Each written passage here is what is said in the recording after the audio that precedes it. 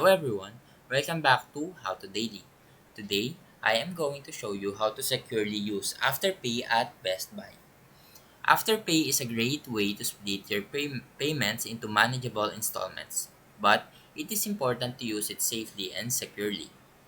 First, if you haven't already downloaded the AfterPay app from the App Store or Google Play Store, set up your account and link your preferred payment method such as debit or credit card.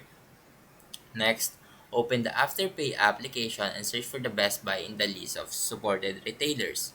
Select Best Buy to generate a virtual AfterPay card. This card will be used to pay for your purchases in store. Now, head to your local Best Buy store and shop for the items you need. When you are ready to check out, let the cashier know and you'll be paying with a virtual card. Open the AfterPay application and find your virtual card. Show the card to the cashier who will scan it just like a regular credit or debit card. And Afterpay will automatically split your purchase into four equal installments. Finally, manage your payments through the Afterpay app. Make sure you have enough funds in your link account to cover each installment to avoid any late fees.